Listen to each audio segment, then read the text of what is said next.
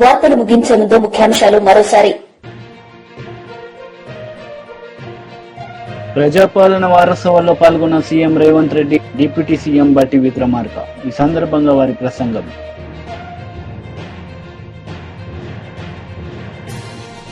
మాజీ మంత్రి Kakani Govardhan press meet, కూటమి నేతలపై ఫైర్.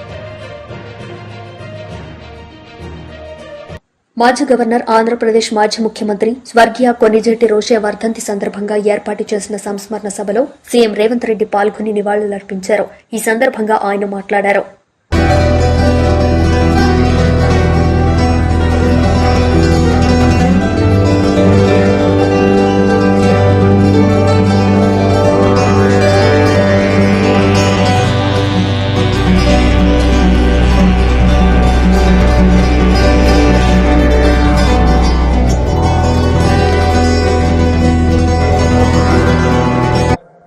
ప్రతిపక్షాలు కూడా రోసయ్య గారు చేసిన సూచన ప్రకారం చదువుకోవడం ద్వారా సమస్యల పట్ల అవగాహనతో కూడుకున్న ప్రసంగాలు చేస్తే అవి సమస్యలను పరిష్కరించడానికే కాకుండా ప్రభుత్వాన్ని ఇరుకునబెట్టడానికి ఉపయోగపడతాయి. తద్వారా ప్రజలకు ప్రయోజనం చేకూరుతుంది. తద్వారా శాశ్వతంగా ప్రజలలో ఒక చెరగని ముద్ర. ఈరోజు రోసయ్య గారు వారి కుటుంబం రాజకీయాలలో లేరు. రాజకీయ అవసరాల కోసం మనం వెళ్తే వాళ్ళు పరిష్కరించగలిగిన పరిస్థితుల్లో ఉండకపోవచ్చు. అయినా ఇన్ని వేల మంది ఈరోజు ఇక్కడికి వచ్చిండ్రు అని అంటే శాసనసభ్యుడిగా, శాసన మండలి సభ్యుడిగా, పార్లమెంట్ సభ్యుడిగా, ఉమ్మడి రాష్ట్ర ఆర్థిక మంత్రిగా వివిధ శాఖలను నిర్వహించిన అనుభవంతో వారు ముఖ్యమంత్రిగా, గవర్నర్గా దాదాపుగా 50 సంవత్సరాల పైగా ప్రజా జీవితంలో వారు రాణించినరు. ఎన్జి రంగా గారి శిష్యుడుగా వారు ఒక గొప్ప గుర్తింపును తీసుకొచ్చిండ్రు.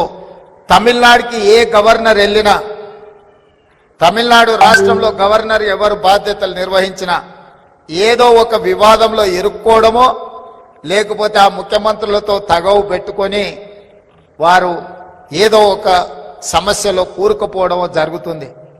కానీ అనుభవం కలిగిన రోసయ్య గారు అత్యంత రాజకీయ వివాదాస్పదమైన తమిళనాడు రాష్ట్రంలో కూడా గవర్నర్గా రాణించి వారి యొక్క అనుభవాన్ని అక్కడ వారు ప్రదర్శించారు. అంటే వారి స్ఫూర్తి, వారి పట్టుదల, మాటలలో వారి చతురత, పాలక పక్షంలో ఉంటే ప్రతిపక్షాలను ఇరుకునబెట్టడం కానీ, ప్రతిపక్షంలో ఉంటే ఎవరు ముఖ్యమంత్రిగా ఉన్నా వారిని ఇరుకునబెట్టే విధానం మనం నేర్చుకోవాల్సిన అవసరం ఉన్నది. ఈరోజు ముఖ్యమంత్రిగా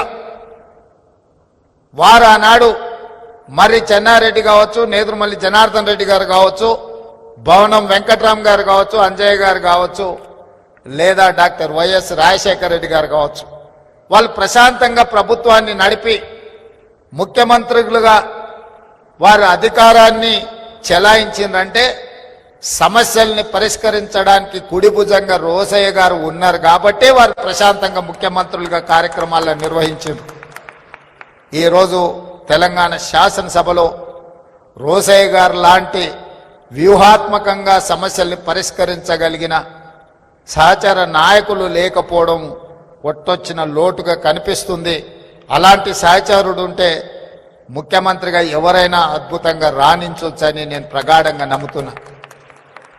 ఎందుకంటే ముఖ్యమంత్రిగా చదువుకొని రాకపోయినా గతం గురించి సంపూర్ణమైన అవగాహనతో ప్రజాపాలన విజయోత్సవాల్లో పాల్గొన్న CM Revanth Reddy, deputy CM బట్టి విక్రమార్క. ఈ సందర్భంగా వారు మాట్లాడారు. ఎక్కడ చూడకుండా చెమట తీస్తూ పని చేస్తుంటే కొంతమంది కడుపు నొప్పితో లేకపోతే ప్రాణాలు కోల్పోయిన మా కార్యకర్తలు ఇవాళ సేద తీరుతున్నారు. వ్యవసాయం మీద దృష్టి పెట్టినరు, ఉద్యోగ ఉపాధి అవకాశాల కోసం ప్రయత్నం చేస్తున్నారు. అంతే తప్ప శత్రువు ఏం చేస్తున్నాడో చూడక కాదు, చూస్తాం ఖచ్చితంగా. 10 నెలల పాలన మీద వాళ్ళు చేసిన విష ప్రచారం డిసెంబర్ 1 నుంచి డిసెంబర్ 9 వరకు 10 రోజులు వాళ్ళు చేస్తున్న విష ప్రచారాన్ని తిప్పికొట్టి చరిత్రను తిరగ రాస్తామని చెప్పడం జరిగింది. దానికి ఉప ముఖ్యమంత్రి వర్యులు బట్టి విక్రమార్క గారు ఈ రోజు బాధ్యత తీసుకొని ముందుకు నడిపిస్తున్నారు. మిత్రులారా, ఈ వేదిక మీద నుంచి తెలంగాణ 4 కోట్ల ప్రజలు నేను అడగదలుచుకున్నా. ఆనాడు 1200 మంది విద్యార్థులు ఆత్మ బలిదానాలు చేసుకున్నది తెలంగాణ రాష్ట్రంలో. నెలల కొద్దీ నిరసన తెలుపుతూ రాస్తారోకలు చేస్తూ వంట వార్పు చేస్తూ పిల్లలు ప్రాణాలు ఇచ్చి తెలంగాణ రాష్ట్రం తెచ్చుకున్నది ఎందుకు అని నేను అడుగుతున్నా. ఇవాళ 10 సంవత్సరాలు నిజంగానే రైతులకు వాళ్ళు బోనస్ ఇచ్చుంటే, వరి వేసుకున్న రైతులకు గిట్టుబాటు ధర ఇచ్చినుంటే ఈ రోజు తెలంగాణ రాష్ట్రం సస్యశ్యామలం అయి ఉండేది. చంద్రశేఖరరావు గారు ఏమన్నారు ఆనాడు, ఎందుకు ఈ వరి విషయం ఈ పెద్దపల్లి మీదనే ప్రస్తావిస్తున్నంటే 33 జిల్లాలల్లో అత్యధికంగా ఒడ్లు పండించే జిల్లా ఈ పెద్దపల్లి జిల్లా. 2 లక్షల ఎకరాలల్లో సన్న ఒడ్లు పండించి రికార్డు సాధించింది. 95% ఈడ రైతుల ఖాతాలో డబ్బులు పడ్డాయి. సన్న ఒడ్లు పండించిండ్రు, వాళ్ళకు 500 రూపాయల బోనస్ వచ్చింది. ఇవాళ గిట్టుబాటు ధరతో పాటు బోనస్ కూడా తెలంగాణ రాష్ట్రంలో తెచ్చుకుంటున్నాం. ఇదే కాదు, తెలంగాణ ఉద్యమమే ఉద్యోగ ఉపాధి అవకాశాలు 10 ఏళ్ళు వాళ్ళు ఇవ్వలేదు. ఇవాళ 10 సంవత్సరాల తర్వాత మనం అధికారంలోకి వచ్చిన ఎంబడే మొత్తంగా ఒక్క సంవత్సరంలో 55,143 ప్రభుత్వ ఉద్యోగాలను నిరుద్యోగ యువకులకు అందించడం ద్వారా దేశంలోనే రికార్డు నెలకొల్పిన రాష్ట్రం తెలంగాణ రాష్ట్రం. అందులో ప్రధానంగా హోంశాఖ కావచ్చు, విద్యాశాఖ కావచ్చు, గ్రూప్ 1 కావచ్చు, వైద్య ఆరోగ్య శాఖ కావచ్చు, బీసీ సంక్షేమ శాఖ కావచ్చు, ఎస్సీ అభివృద్ధి శాఖ కావచ్చు, మైనారిటీ ఏం పని చేయట్లేదు, ప్రజలను గాలికి వదిలేశారని చెప్పి రోడ్డు మీదకి వచ్చి ధర్నాలు చేస్తాం, లేకపోతే పేపర్లో ప్రకటనలు ఇస్తాం, లేకపోతే సోషల్ మీడియాలో బురద చల్లుతాం అని చేసే కార్యక్రమాలు చేస్తూ ఉంటే మేమందరం అనుకున్నాం, మేము అధికారంలోకి వచ్చింది ప్రజల కోసం పని చేయటానికే తప్ప పని చేయకుండా వాళ్ళలాగా ప్రచార కార్యక్రమాలు చేసుకోవటానికి రాలేదు. మేము అధికారంలోకి వచ్చిన దగ్గర నుంచి ముఖ్యమంత్రి రేవంత్ రెడ్డి గారితో పాటు ఈ మంత్రి మండలిలో ఉన్న ప్రతి మంత్రి రోజుకి 18 గంటలు పనిచేస్తూ అనేక అభివృద్ధి కార్యక్రమాలు చేసుకుంటూ భవిష్యత్ తరాలకి ఏమేమి కావాలో చేసుకుంటూ పునాదులు వేసుకుంటూ పోతూ వచ్చాం తప్ప ఏ రోజు ప్రచారం చేసుకుందాం అనేటువంటి ఆలోచన చేయలేదు. ఒకవేళ మేము కూడా వాళ్ళలానే ప్రచార కార్యక్రమాలు చేసి ఉంటే ఈరోజు రాష్ట్రంలో ఇవాళ పెద్ద ఎత్తున ఈ కాంగ్రెస్ ప్రభుత్వం చేసినటువంటి పనులు కనపడేవి. ఆ కనపడినటువంటి అభివృద్ధిలో ఈరోజు ప్రతి మనిషి కూడా ఆనందంతో పండుగ చేసుకునేటువంటి వాతావరణం కనిపించేది. మేము ఎంతసేపటికి పని చేయటమే ప్రాముఖ్యతగా పెట్టుకొని ముందు పోతున్నాం తప్ప ప్రచార కార్యక్రమంలో పోలేదు. కానీ తప్పట్లేదు. ఈరోజు వీళ్ళు చేసే తప్పుడు ప్రచారం చూస్తూ ఉన్నప్పుడు చేసిన పనిని కూడా చెప్పాల్సిన అవసరం ఉందనేటువంటి ఆలోచనతోనే చెప్పండి, మనం 1500 కోట్ల రూపాయలు ఇక్కడ శాంక్షన్ చేశాం, చెప్పండి అని అడిగాం. మిత్రులారా, మీకు కూడా చెప్తా ఉన్నాం, ఒక్కసారి ఆలోచన చేయండి.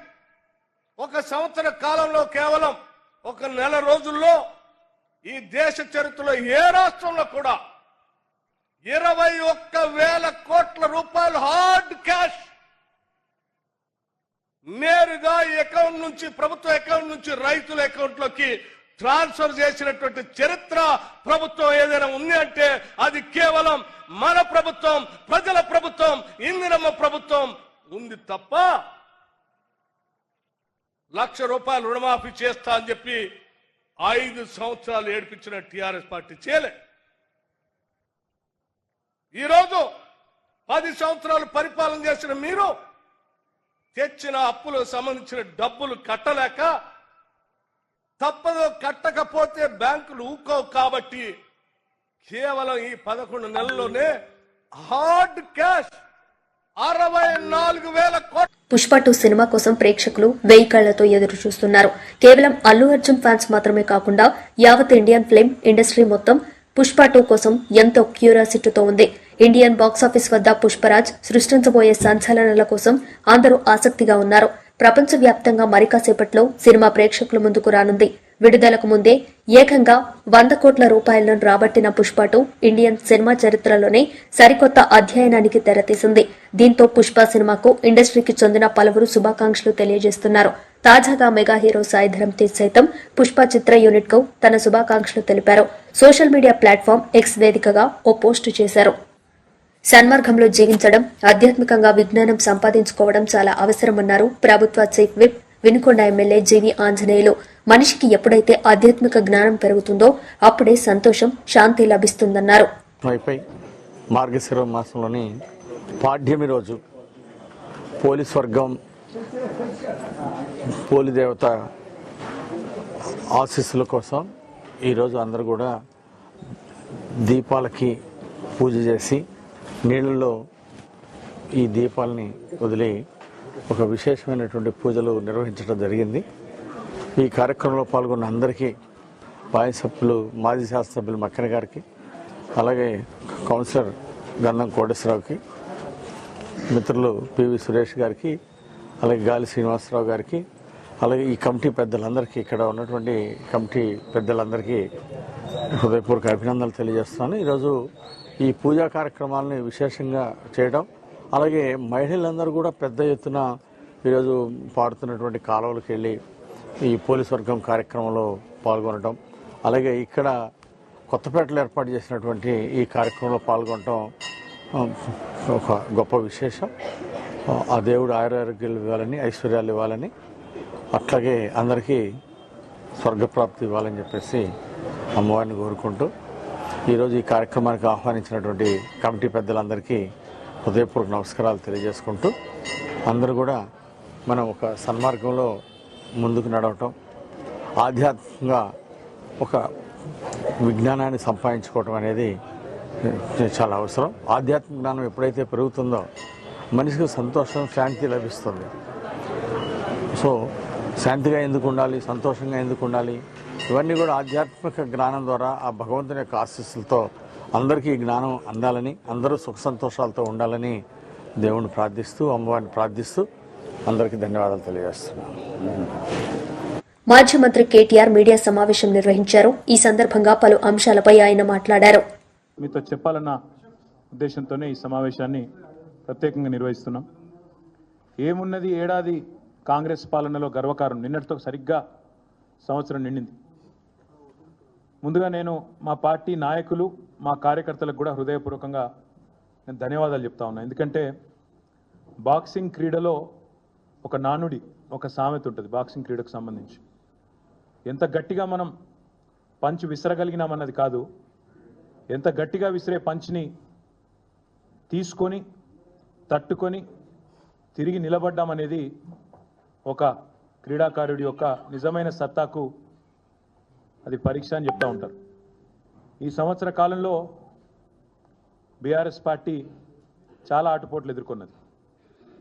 అసెంబ్లీ ఎన్నికల్లో స్వల్ప తేడాతో ఓటమి పాలైన, ఆ తర్వాత కేసీఆర్ గారికి శారీరకంగా గాయం పాలై వారు కూడా దాదాపు 3 నెలల పాటు ఇబ్బంది పడ్డా, ఆ తర్వాత మా నాయకురాలు కవిత గారిని అరెస్టు చేసి 5.5 నెలలు జైల్లో పెట్టినా, తర్వాత పార్లమెంట్ ఎన్నికల్లో మరి ఊహించని ఓటమి పాలైనా, అదే మాదిరిగా మా పార్టీ బ్యానర్ మీద గెలిచిన, మా పార్టీ జెండా మీద గెలిచిన 10 మంది ఎమ్మెల్యేలు కాంగ్రెస్ పార్టీలో చేరి వారిని గెలిపించిన ప్రజలకు ద్రోహం చేసిన, ఇవన్నీ కూడా తట్టుకొని ఎన్నో విషమ పరీక్షలు మా మీద కేసులు పెట్టినా, మమ్మల్ని ఇబ్బంది పెట్టే ప్రయత్నం చేసిన, అడుగడుగున అవమానాలు వేధించే ప్రయత్నం చేసిన, ఇవాళ సంవత్సరం తర్వాత తిరిగి మళ్ళీ ఒకవైపు గురుకుల బాట పట్టిన, మరొక వైపు లగచర్లలో గిరిజన రైతుల పక్షాన నిలబడ్డా, అదేవిధంగా రాష్ట్రంలోని ఎవరికి ఏ సమస్య వచ్చినా తిరిగి పోరుబాట పట్టింది టీఆర్ఎస్. ఈరోజు తెలంగాణ భవన్ జనతా గ్యారేజ్గా మారింది. వరుసగా క్యూ కడతా ఉన్నారు ఇక్కడికి. హైడ్రా బాధితులు, మూసీ బాధితులు, రకరకాల బాధితులు, ప్రభుత్వ బాధితులు, కాంగ్రెస్ బాధితులంతా కూడా వరుసగట్టి ఇక్కడికి వస్తున్నారు.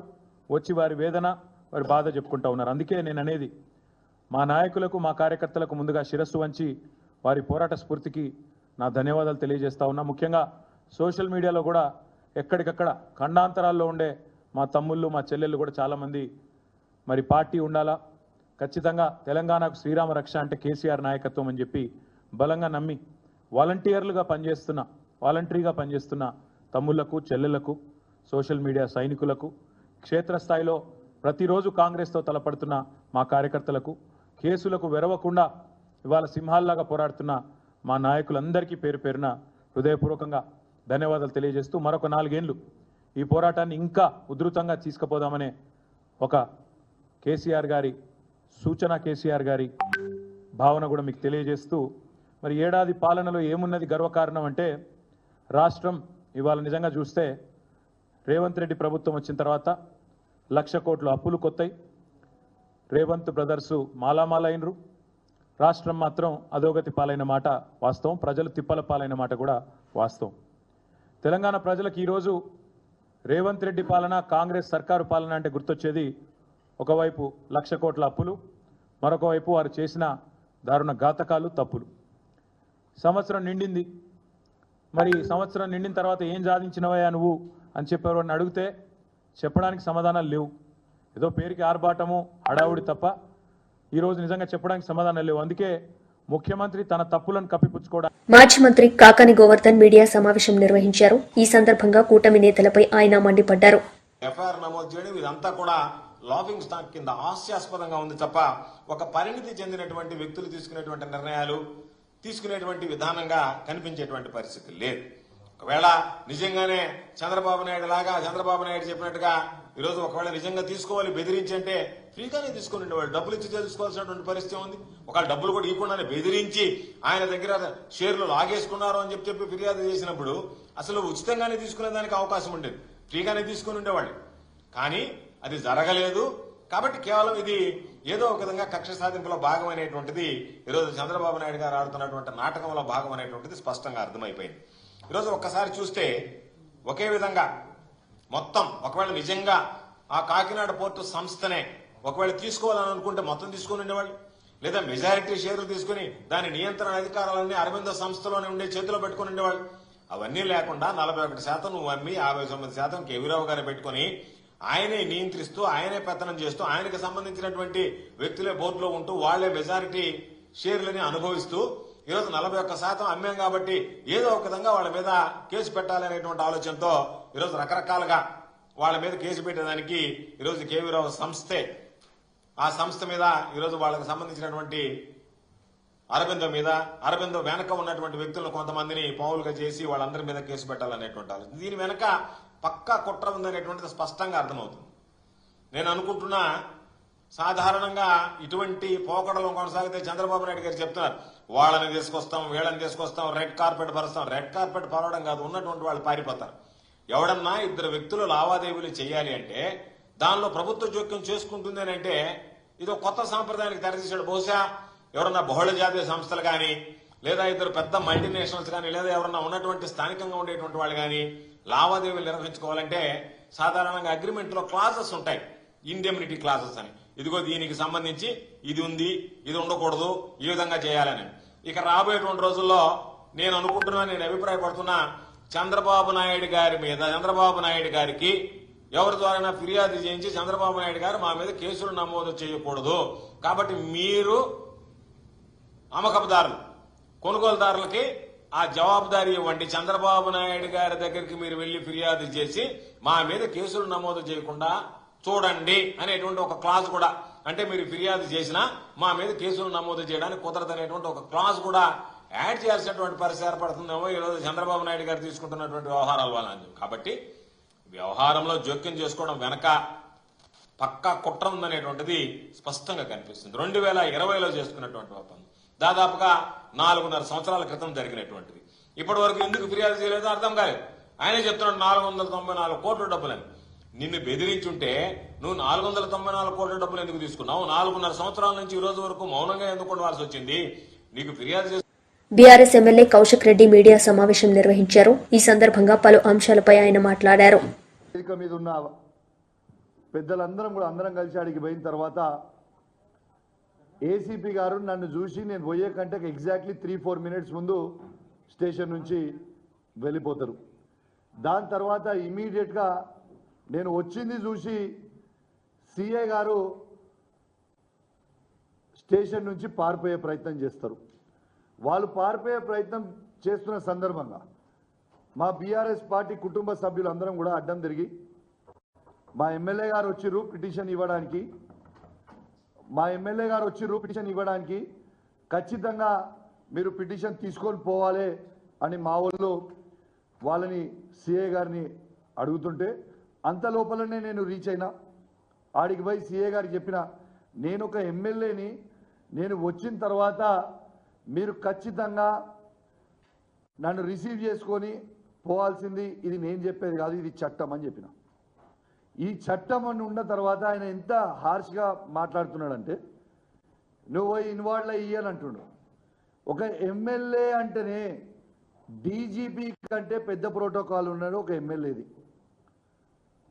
సిఏ గారిని నేను గట్టిగా నిలదీసిన తర్వాత దిగి వచ్చి మా రిసీవ్ చేసుకొని ఆడికి పోయిన తర్వాత మా కాపీ రిసీవ్ చేసుకోండు. సరే, అల్టిమేట్గా వాళ్ళు ఎన్ని చిల్లర పనులు చేసినా పోలీస్ వాళ్ళకు కూడా నేను విజ్ఞప్తి చేస్తూ ఉన్నాను. వార్డు మెంబర్ గెలవని ముఖ్యమంత్రి తమ్ముళ్ళకో పోయి సెల్యూట్ కొడతా ఉన్నారు.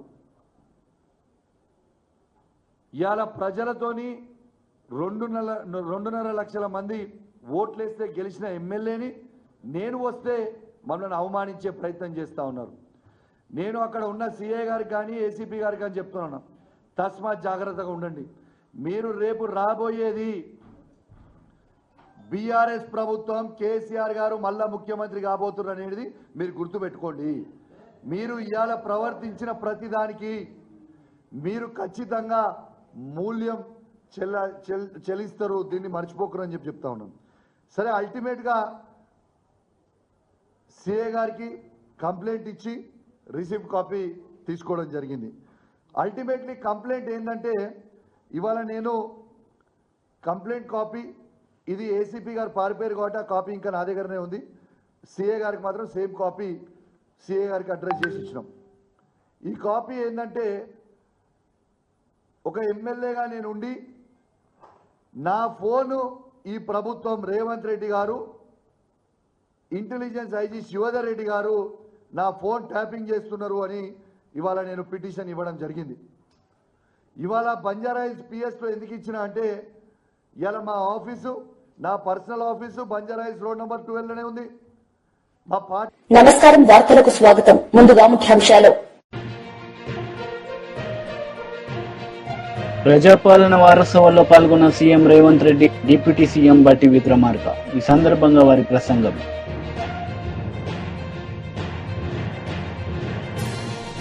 మాజీ మంత్రి కాకాని గోవర్ధన్ ప్రెస్ మీట్, కూటమి నేతలపై ఫైర్.